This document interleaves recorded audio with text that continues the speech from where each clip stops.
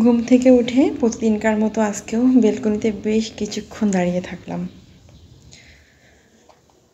এখানে ছোলা আর বাদাম ভেজানো আছে, ভাবছি এটা খাবো কি না। তার আগে একটু গরম পানি নিয়ে এসেছি, এটার সাথে একটু ঠান্ডা পানি মেশাই। এটা আমি প্রতিদিন সকালে ঘুম থেকে উঠেই খাই। আর এখন চলে এসেছি রান্নাঘরে, যেহেতু অফিসে লাঞ্চ দিতে হবে সেজন্য।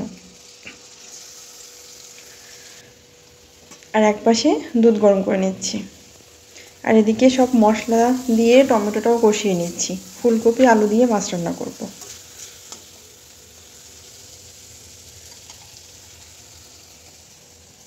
দুইজন মানুষের জন্য 2 পিস মাছ, যেহেতু রাতে আবার অন্যরকম রান্না করব, তাহলে বেশি মাছ দেওয়ার কি দরকার।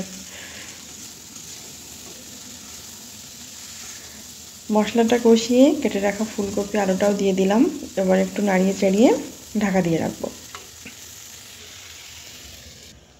আর এদিকে দুধটা গরম হয়ে গেছে, আর কালকের এই তরকারিগুলো গরম করতে হবে। আর এখানে পানি বসিয়েছি ফুলকপির তরকারিতে দেবো তাই।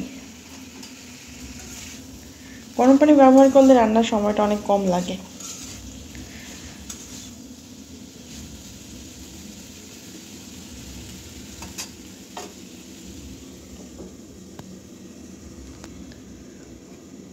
না, পানিটা এখনো বলক উঠিনি, আর একটু সময় থাকুক।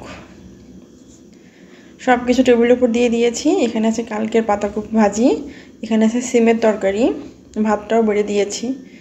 আর এবার হাতে একটু সময় আছে, তো ভাবলাম ঘরটা ঝাড়ু দিয়ে নিই। এদিকে ফুলকপির তরকারিটাও নামিয়ে নিয়ে এসেছি, একদম গরম ধোয়া উঠছে সব কিছু দিয়ে।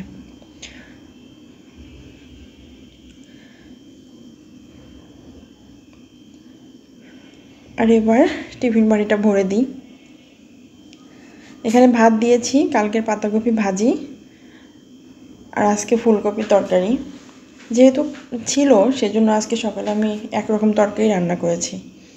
দুইজন মানুষ বেশি রান্না করলে শুধু শুধু নষ্ট হয়, আর নষ্ট করতে আমি একদমই পছন্দ করি না। সারাদিনের একটা বড় কাজ আমার শেষ হলো, আর আমার টেবিলটার অবস্থা খুবই খারাপ। সকালে এমনই থাকে, আর সব কিছু টেবিলের উপর এনে রাখি, তো সেজন্য একটু হিজিবিজি অবস্থায় থাকে। থাকুক, সমস্যা নেই, যখন যেমন প্রয়োজন তখন তো সেভাবেই করতে হবে, তাই না? আর এবার তরকারিগুলো একটু ঢাকা দিয়ে রাখি।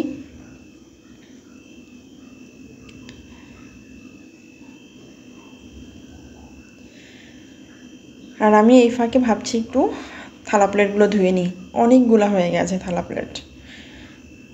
আর আমি সকালে ওই পানিটুকু ছাড়া আর কিছু খাইনি, আমার আজকে ক্ষুধাও লেগে গেছে। প্রতিদিনই তাই করি, কিন্তু আজকে একটু বেশি ক্ষুধা লেগেছে। তো উনি খাওয়া দাওয়া করে চলে গেছেন, আর আমি আমার জন্য একটু রুটি বানিয়ে নিয়েছি। সকালে ভাত খেতে আমার একদমই ইচ্ছা করে না। এত যত্ন করে নিজের জন্য আমি রুটি বানাই না, কিন্তু আজকে মনে হলো যে না, মাঝে মাঝে নিজের মনেরও যত্ন করা উচিত। যেহেতু আমার মন ভাত খেতে চাচ্ছে না, তাহলে কেন শুধু শুধু জোর করব, তাই না? নিজের আবদার নিজেকেই মেটাতে হবে, কেউ মেটাতে আসবে না। আর যদি না মেটাই, একটা সময় পর নিজেরই আফসোস হবে। পাতাকপি ভাজিটা দিয়ে এখন রুটিটা খাই। এরকম মুখের সামনে যদি নাস্তা কেউ এনে দিত, আমি যে কী খুশি হয়ে যেতাম, কিন্তু না, যা ইচ্ছে হবে খেতে নিজেকেই করে খেতে হবে। খাওয়া দাওয়া শেষ করে এবার গাছগুলোতে একটু পানি দিয়ে দিই, আজকে এমনি দেরি হয়ে গেছে পানি দিতে।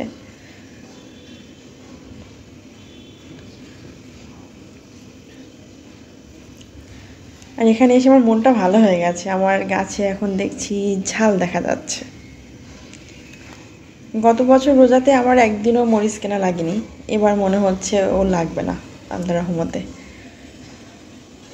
অনেকগুলো মরিচ গাছ লাগিয়েছি, দেখা যাক কি হয়। তো বেশ কিছুক্ষণ ফোন ঘাঁটলাম, ঘরের টুকটাক কাজ করলাম, তারপরে আবার ভাবছি যে রাতের জন্য একটু মাছ ভুনা করবো, সেটা করেই নিই। দেরি করলে দেরিই হবে, যদিও অনেকটা দেরি করে ফেলেছি, ওই আর কি। ওদিকে মাছটা ভাজতে বসিয়ে আমি মাছ ভুনার জন্য পেঁয়াজটা একটু কুচি কুচি করে নিচ্ছি। গ্রামের মেয়ে সারা জীবন বটি দিয়েই কাজ করেছি, ইদানিং একটু শখ হচ্ছে যে ছুরি দিয়ে কাটা শিখি। সবসময় ঠান্ডার সময় তো আসলে বটি পেতে বসতে সবসময় ভালো লাগে না, সেজন্য পেঁয়াজটা ভালো করে ভেজে নিয়ে আমি সব মশলাগুলো দিয়ে দিলাম। একটু পানি দিয়ে গুলে টমেটোও দিয়ে দিয়েছি। বাটিটা ধুয়ে একটু পানি দিলাম এবং ঢাকা দিয়ে রাখি, তাহলে টমেটোটা নরম হয়ে যাবে। এই তো মশলাটা খুব সুন্দর করে কষে গেছে, এবার মাছগুলো দিয়ে দিই।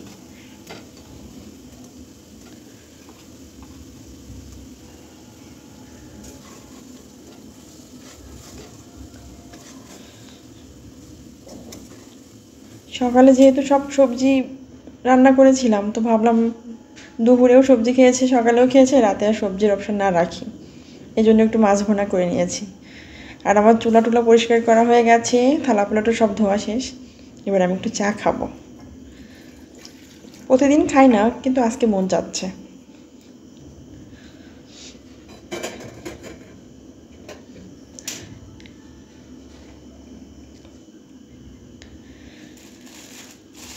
এখন হয়ে গেছে সন্ধ্যা, আমি ঘরটা ঝাড়ু দিয়ে নিয়েছি, কাপড় তোলা শেষ, পানি ভরা শেষ, সন্ধ্যার সব কাজ করা আমার শেষ।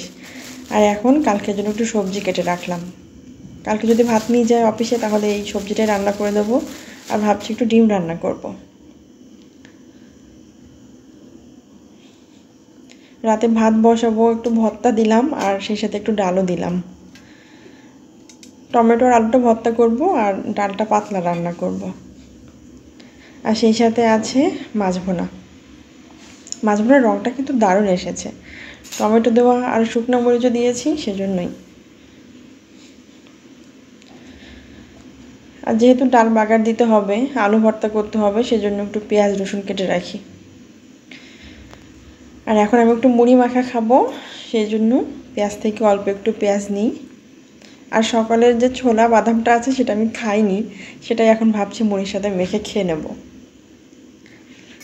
মুড়ি নিয়েছি, চানাচুর, ছোলা, বাদাম, কাঁচামরিচ, পেঁয়াজ।